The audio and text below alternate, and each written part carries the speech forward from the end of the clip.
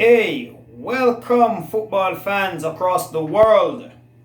This is Raymond Poiser from Kingston, Jamaica, and I bring to you a new football show. It's called Football Menu, and it's where we serve scrumptious and delicious football meals right out of the football grill and out of the football oven onto your plates into your living room. So therefore, this is what we're going to do with Football Menu.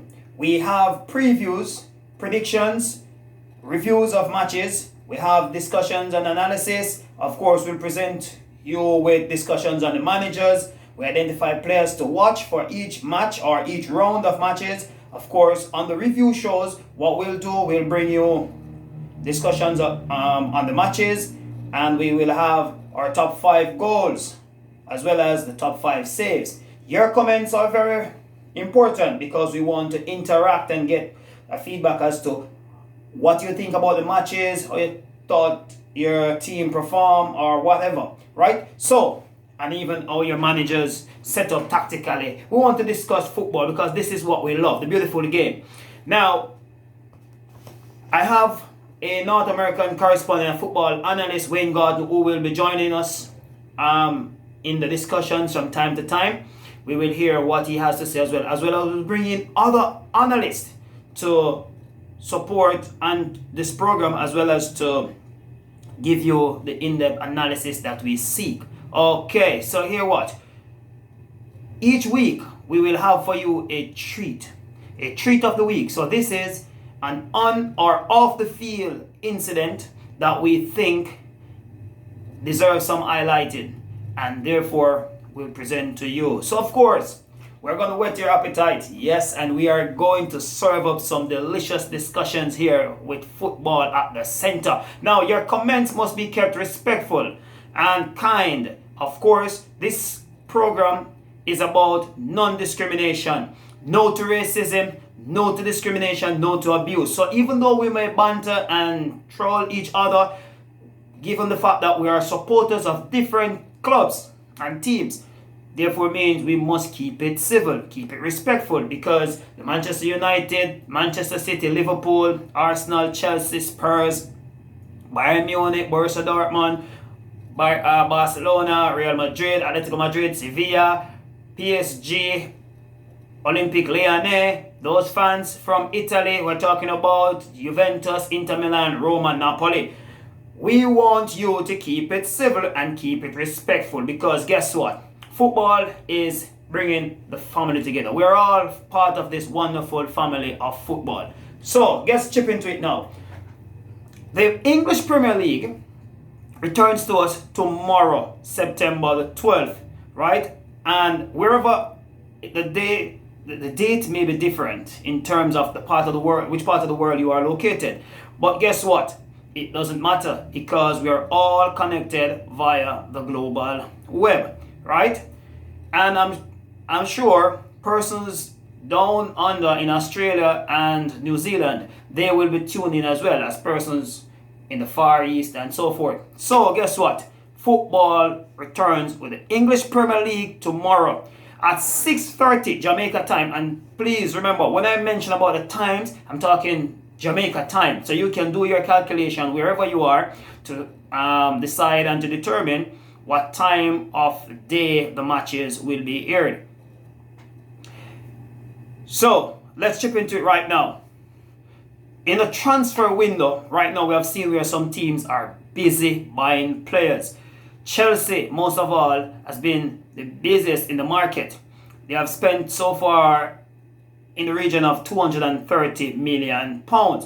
They have acquired the services of Hakim Ziyech from Ajax. Remember Ziyech, when Ajax had that wonderful season 2018-19, they stumbled at the semi-final in the Champions League to Spurs. So Ziyech is in the Premier League now with Chelsea. Also Timo Werner, who comes over from RB Leipzig in Germany. They have also signed the German wonder kid. He's a sensation in the Bundesliga. Kai Havertz from Leverkusen. He signed on the dotted line last week or early this week, and he is rearing to go. Thiago Silva from PSG former Brazilian captain.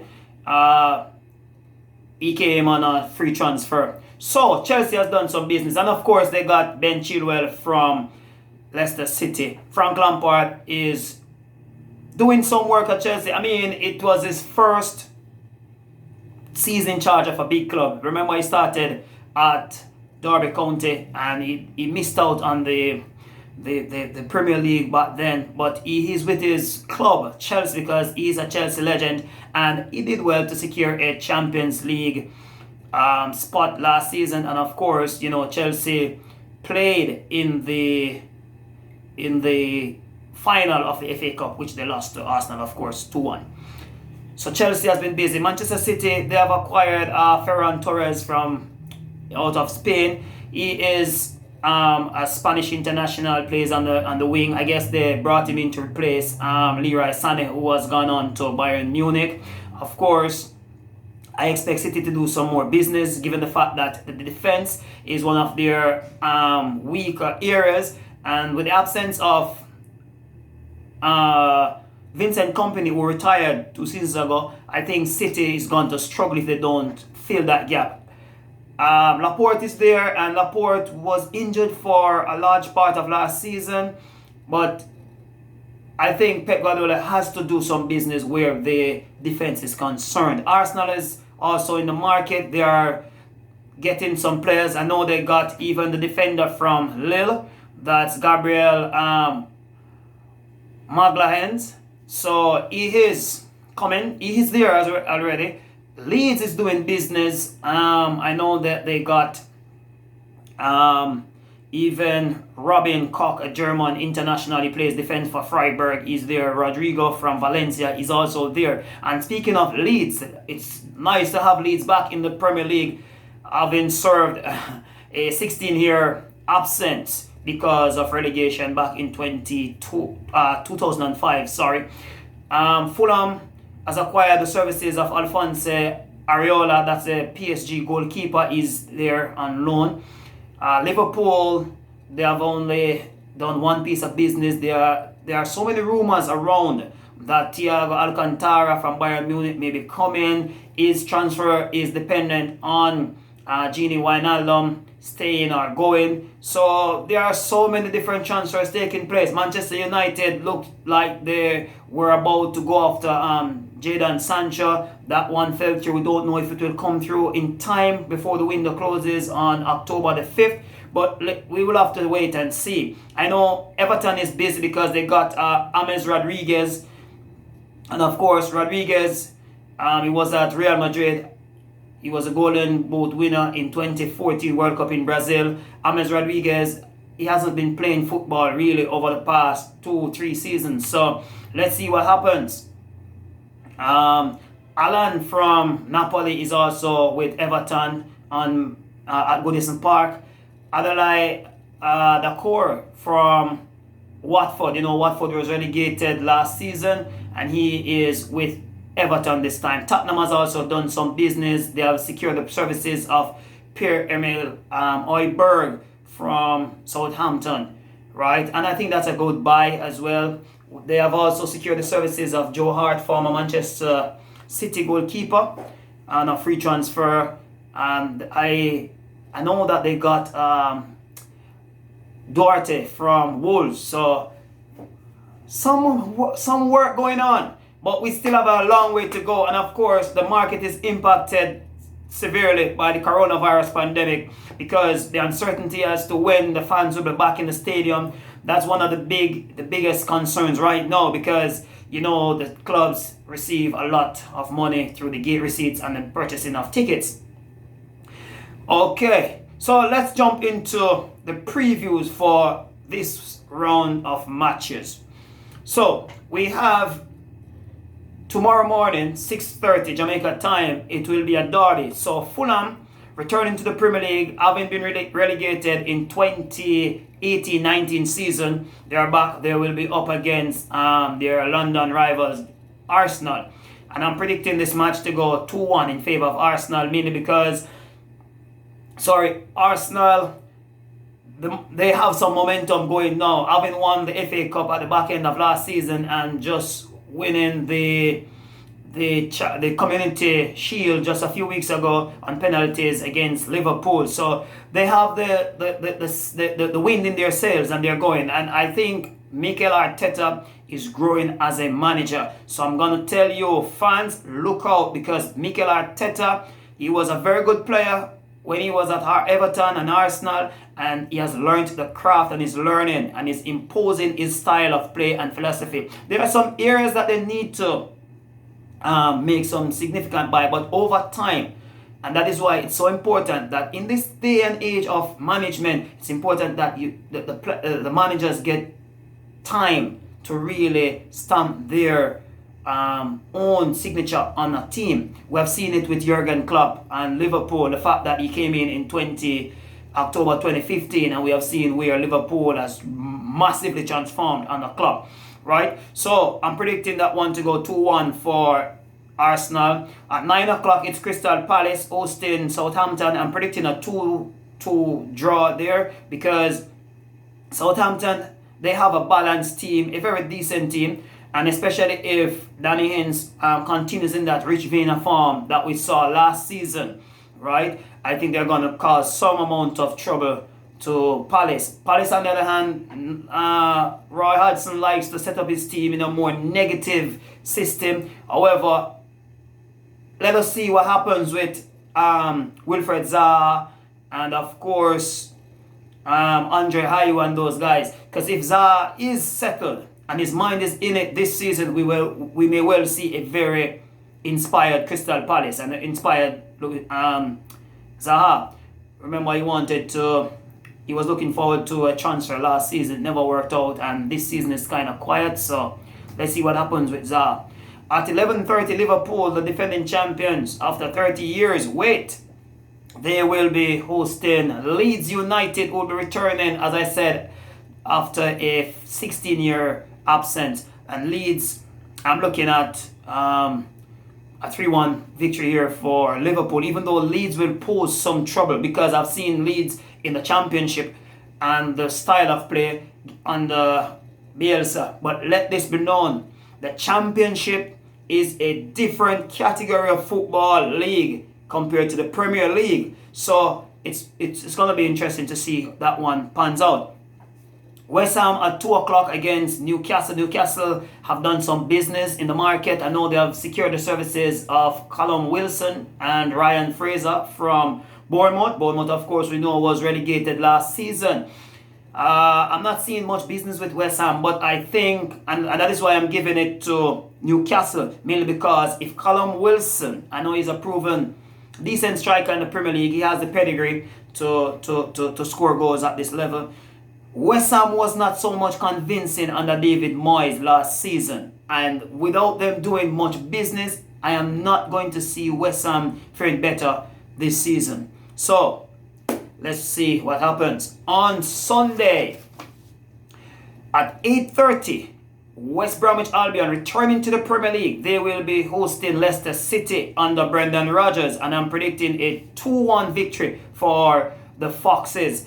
I'm tipping Jamie Vardy to be on the score sheet, of course. WBA and Slaven Bilic. Bilic, during his time at West Ham, they played good football and he set up his team very balanced. However, let's see what happens with WBA, because some of these teams, when they come up from the Championship, they tend to want to play open, expansive football without much balance, and sometimes it costs them so much, right? So let's see what happens. But at 10:30, Spurs and Everton. Spurs doing some amount of work in the market under Jose Mourinho. I know they had issues with even their record signing last season. That's Tongai Ndombele, who Jose Mourinho and him not having some chemistry going right now, let's say that. But it's Jose Mourinho.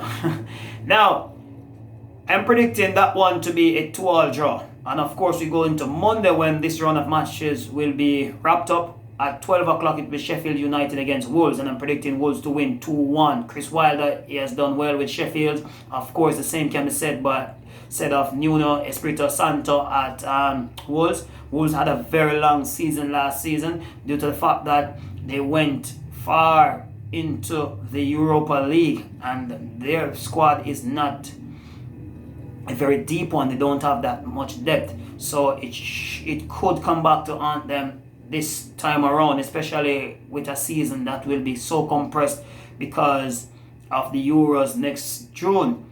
But in this case, I am tipping them to win 2-1 with maybe a late goal deciding that one. I am tipping Raul Jimenez to score a late one. And of course, Chelsea closes out the round. They will be hosted by Brighton, and I think Chelsea will win that one 3-1 given the new additions to their squad, and I am tipping Timo Werner to be among the scorers there. Let's jump into the top 5 players to watch for this round. I am looking at Pierre-Emerick Aubameyang. This is a goal machine. Pierre-Emerick Aubameyang, and I'm calling him a bag of goals because he has shown it in Germany with Borussia Dortmund. He came over to England playing for Arsenal, and he has been the talisman. And I think it is very important that Arsenal settles on that contract with him, that new deal, because if Arsenal is to secure top 4 football, Aubameyang will be critical to that cause, right? I know they have problems with their defense. I mean, David Luiz is there, but they got this new guy, Gabriel Magalhaes from Lille. I don't know much about him, to be honest. This is a new league. This English league, you can do well in one league, and when you come to England, it's a different ball game. All right, so let's see how that goes. But Aubameyang is one to watch for this round. Raul Jimenez is another one. Jimenez and Traore combined, in terms of Traore assisting Jimenez last season about 10 times, right? So he scored 10 goals as a result of that ball coming from the right flank.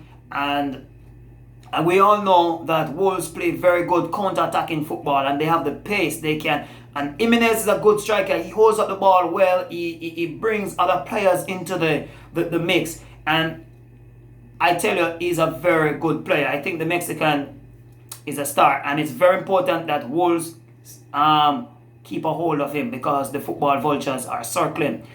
Calvin Phillips, that's the man known as the Yorkshire Pirlo from Leeds. He did very well in the Championship, and he's a defensive player, sometimes a deep line playmaker. He likes to dictate the tempo of the game. We would like to see him. He was called up by Gareth Southgate, the English manager, recently. I'm looking to see him in the English Premier League, and I must say that if Leeds are to survive in this season, he will be critical to the cause. Let's go over right now to Naby Keita for Liverpool. Liverpool fans loved what they saw of Naby Keita when he was at Leipzig, RB Leipzig in Germany. Liverpool brought him over, I think it was £54 million, right? And they waited one season to see him. When he came, he started slowly, but he was building up momentum. He suffered an injury, and ever since, there's this period of time when Naby Keita is getting into a rhythm, getting into some mold, and he then picks up an injury. But we have seen it that when Liverpool is playing and Naby Keita is in that real thrust for energy, and he dictates, he calls at the ball, he receives it, he wants the ball, he drives at defenders, he scores goals. So he's one to watch. And of course, Timo Werner from Chelsea. He's a German international striker. Scored a lot of goals last season at Leipzig. He likes to play coming off the left or the right flank, dropping in the off spaces and running behind defenses. He can also play as the typical number 9 to the center. But he has pace, and I think that he is going to hit the ground running quickly in the English league. And I expect him to be amongst the goals. right? So those are the 5 players. Timo Werner from Chelsea, Naby Keita of Liverpool, Calvin Phillips of Leeds, Raul Jimenez of Wolves, and of course Aubameyang of Arsenal. So this is where we leave you for the first show on Football Menu, where we serve up scrumptious and delicious football meals right out of the football grill or out of the football oven onto your plate into your living room. Now, we just want to spare a thought for the persons across the world, the thousands of persons who have lost their lives due to the coronavirus pandemic. And we spare a thought for those who have lost their loved ones as well, and the families who are hurting. We want to encourage our football fans and fanatics and the people at large across the world to practice the health and safety protocols established in your respective countries. So wear your mask, sanitize and wash your hands properly and regularly, as well as maintaining the social distancing, right? Football is a microcosm of life. Football brings happiness and joy to people, and that's why we want to keep this program lively, and we want to keep this program going, serving you with wonderful football treats. So in a world that is faced with great challenges due to the coronavirus pandemic, and we are playing football without the fans, let's keep safe until we meet again. Thank you very much.